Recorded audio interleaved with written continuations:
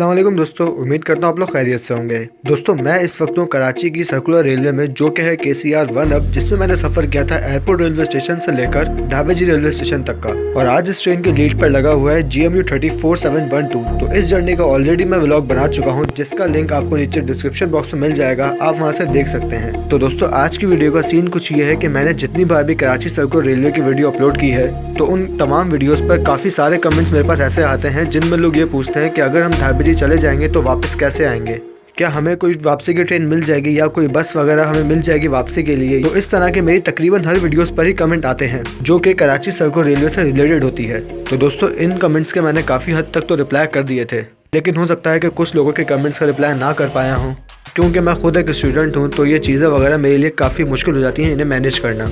इसीलिए मैं आपसे हर वीडियो में ये कहता हूँ कि अगर आपको कोई भी मुझसे अर्जेंट बात करनी हो तो आप मुझे इंस्टाग्राम पर फॉलो कर सकते हैं, वहाँ पर आप मुझे मैसेज करें, वहाँ मैं आप लोगों की तमाम क्वेरीज का जवाब दे दूँगा। तो मैंने सोचा कि क्यों ना इस पर एक अलग से वीडियो बनाई जाए और मैं ये भी बता दूँ कि मैंने अपना पूरा दिन ढाबेजी में कैसे स्पेंड किया। चलें अब वापस आ जाते हैं अपने इस KCR के जर्नी पर। तो दोस्तों जैसे जैसे आप लोग वीडियो आगे आगे देखते रहेंगे, वैसे वैसे आपको अपने तकरीबन सारे सवालों के जवाब मिलते चले जाएंगे। तो इसीलिए वीडियो को एंड तक ज़रूर देखिएगा। तो अब आप ये देख सकते हैं कि हम लोग ढाबेजी रेलवे स्टेशन पर पहुंच चुके हैं और ढाबेजी रेलवे स्टेशन के बाद कराची सर्कुलर रेलवे की ट्रेन ख़त्म हो जाती है, यानी कि Dhabeji railway station Karachi circular railway का लास्ट स्टॉप है। तो यहाँ से ट्रेन का इंजन ट्रेन से अलग हो जाता है और पीपरी यार्ड के लोको शेड में चला जाता है। तो इस चीज़ से पहली चीज़ क्लियर हो गई, और वो ये कि कराची सर्कुलर रेलवे के कोचेस ढाबेजी रेलवे स्टेशन पर ही खड़े रहते हैं, जबकि इंजन अलग होकर पीपरी यार्ड के लोको शेड चला जाता है और ये ट्रेन उसी वक्त कराची वापस नहीं आती।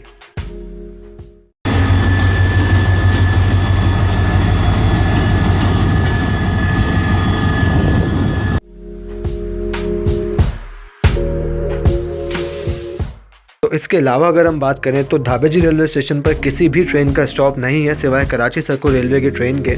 और यहाँ से ट्रेन किस तरह गुजरती है ज़रा एक नज़र वो भी देख लेते हैं।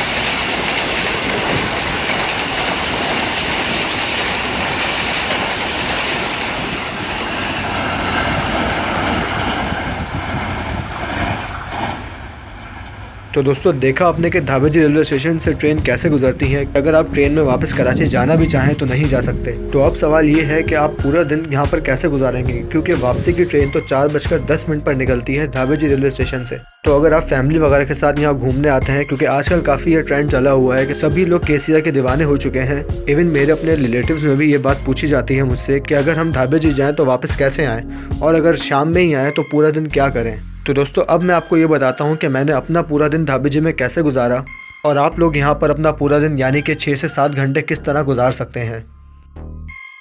तो दोस्तों ढाबेजी में नखलिस्तान एक ऐसा स्पॉट है जो कि स्टेशन से वॉकिंग डिस्टेंस पर ही है, लेकिन अगर आप अपनी फैमिली के साथ हैं या अगर आपके साथ बच्चे वगैरह हैं तो बेहतर यही है कि आप स्टेशन से रिक्शा कर लें और फिर इस जगह पर जाएँ।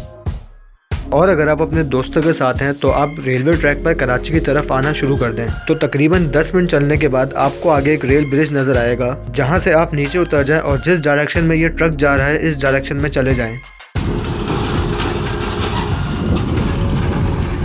और जब आप ब्रिज से उतरकर थोड़ा सा आगे जाएंगे तो जैसे ही पहला लेफ्ट आएगा आप वहाँ पर मुड़ जाएँ तो आपको सामने ही खजूर के दरख्त दिखना शुरू हो जाएंगे।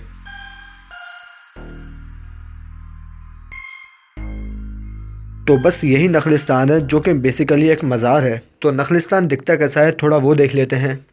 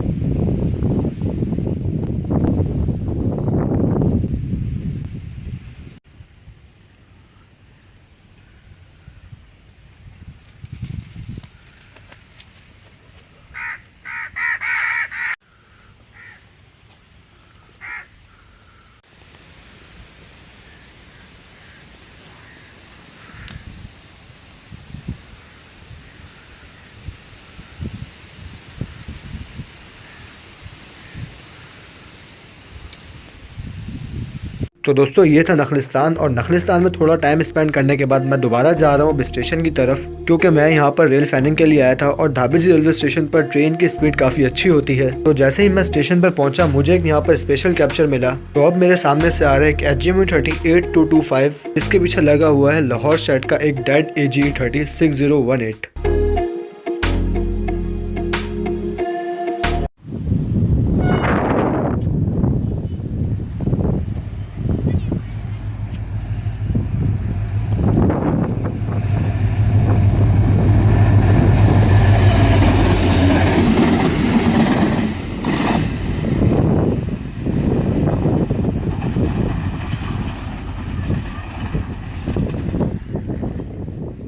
तो दोस्तों धाबेजी में पहली जगह तो हो गई घूमने की नखलिस्तान, जबकि इसके अलावा आप यहाँ पर भंबोर म्यूजियम में भी जा सकते हैं, जो कि यहाँ से सिर्फ 5.5 किलोमीटर दूर है। और मैं हमेशा सोचता हूँ इस म्यूजियम को विजिट करने का, लेकिन हमेशा ये कुछ हालात और वाकयात ऐसे हो जाते हैं कि जिस वजह से मैं इस म्यूजियम को विजिट नहीं कर पाता। लेकिन इंशाल्लाह जल्द ही मैं दोबारा जाऊँगा और इस म्यूजियम को ज़रूर विजिट करूँगा। और ये कोई आम म्यूजियम नहीं है, बल्कि काफ़ी फॉरेनर्स भी आते हैं इस म्यूजियम को विजिट करने। इसी के साथ ही दोस्तों यहाँ पर घूमने की एक और जगह है, जिसका मैं आपको खाना खाने के बाद बताऊँगा। तो दोस्तों इस स्पेशल कैप्चर के बाद ट्रेन जाने में थोड़ा टाइम था, तो हमने सोचा कि क्यों ना इस टाइम को यूटिलाइज कर लिया जाए और इस दौरान थोड़ा खाना खा लिया जाए। तो इस खाने की तलाश में हम स्टेशन के सामने पहुंचे, जहां पर एक बिरयानी का स्टॉल था।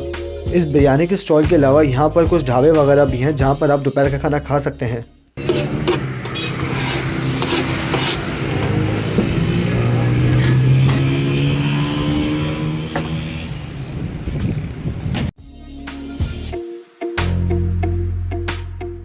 तो दोस्तों इस बिरयानी के स्टॉल की दो ख़ास बातें थीं। पहली ये कि बिरयानी चिकन बिरयानी नहीं थी, बल्कि सिंपल आलू की बिरयानी थी। और दूसरी बात ये कि ये बिरयानी मेरी कोल्ड ड्रिंक से भी ज़्यादा ठंडी थी। जी हाँ दोस्तों, कोल्ड ड्रिंक से भी ज़्यादा ठंडी। और इसकी वजह ये थी कि आज धाबेजी में काफ़ी ठंडी हवाएं चल रही हैं, तो इसीलिए बिरयानी का पतीला काफ़ी ठंडा हो चुका है। और दूसरी वजह यह कि इन भाई साहब के पास इस बिरयानी को गर्म रखने का कोई इंतज़ाम नहीं है। तो दोस्तों खाना खाने के बाद हम दोबारा पहुंच गए धाबेजी रेलवे स्टेशन पर, क्योंकि अब 9 अल्लामा इकबाल एक्सप्रेस यहां पर पहुंचने वाली है और धाबेजी रेलवे स्टेशन को काफ़ी अच्छी स्पीड में क्रॉस करने वाली है।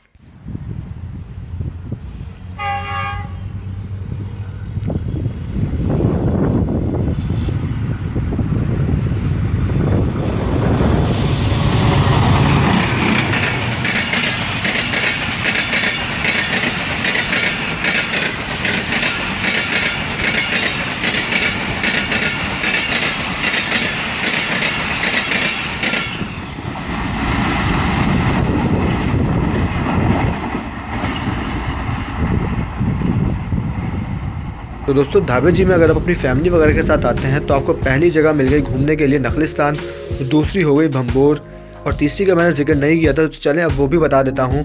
वो है रशियन बीच।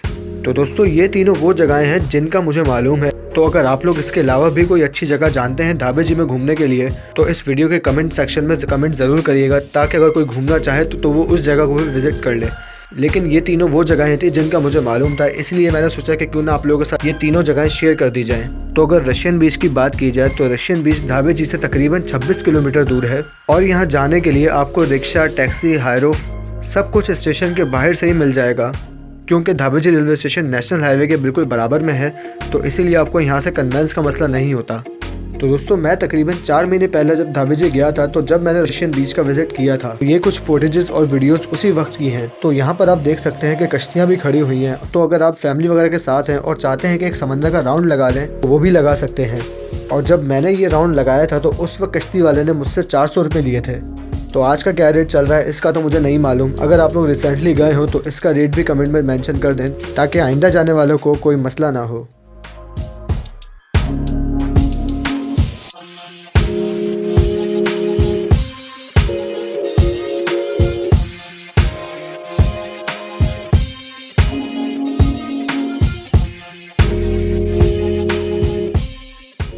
तो दोस्तों जैसा कि आप लोग जानते हैं कि खाना खाने के बाद तो हमेशा ही सुस्ती आ जाती है, और इस लॉकडाउन ने तो हमें और ज़्यादा सुस्त बना दिया है।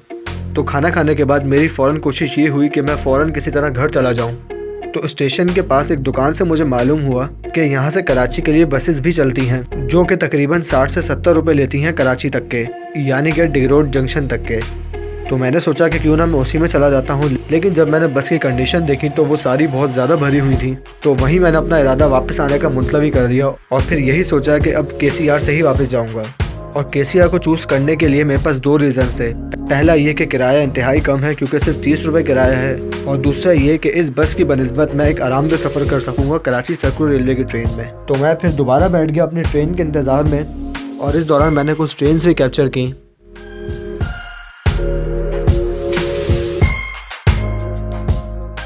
तो दोस्तों, कराची सर्कुलर रेलवे की 4 डाउन ट्रेन की बात की जाए तो इसका इंजन तकरीबन 3-3:15 बजे PPE यार्ड से कराची सर्कुलर रेलवे की ट्रेन को लेने के लिए निकल जाता है। और इस वक्त आप देख सकते हैं कि इंजन लग चुका है ट्रेन के फ्रंट पर, और ट्रेन इस वक्त रिवर्स आ रही है और ट्रेन अब प्लेटफॉर्म पर आएगी और फिर कराची सिटी रेलवे स्टेशन की तरफ चली जाएगी। तो चलें अब ट्रेन की थोड़ी शंटिंग देख लेते हैं।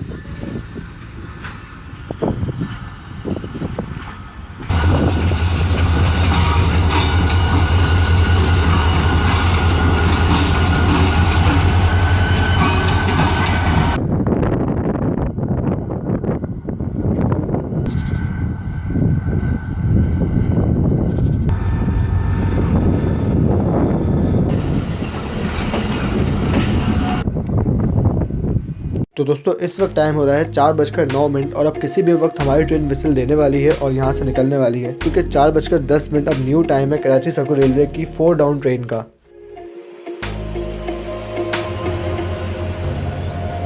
तो 4:12 पर हम यहाँ से डिपार्चर कर रहे हैं GMU 34712 के साथ।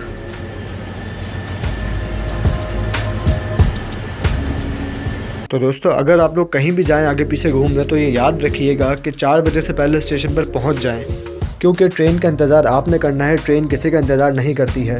और ये भी याद रखें कि सारी ट्रेन धाबेजी रेलवे स्टेशन से गुजरती हैं पर रुकती कोई भी नहीं है।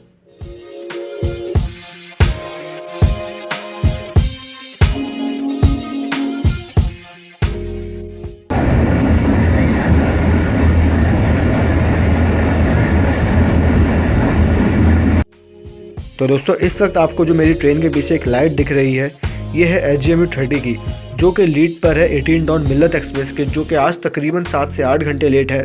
तो आप लोगों को क्या लगता है, क्या ये मेरी ट्रेन को एयरपोर्ट रेलवे स्टेशन से पहले ओवरटेक कर देगी या नहीं? मुझे कमेंट में ज़रूर बताइएगा। और इस वीडियो का नेक्स्ट पार्ट इंशाल्लाह जल्द ही अपलोड होगा। तो दोस्तों, ये था मेरा पूरा दिन धाबेजी रेलवे स्टेशन पर। तो उम्मीद है कि आपको वीडियो पसंद आई होगी। अगर चैनल अब तक सब्सक्राइब नहीं किया है तो अभी सब्सक्राइब करें और बेल आइकन का बटन ज़रूर दबाएं। आपसे बात होगी इंशाल्लाह मेरी आने वाली नेक्स्ट वीडियोज़ में। तब तक के लिए अपना ख्याल रखिएगा। अल्लाह हाफिज़।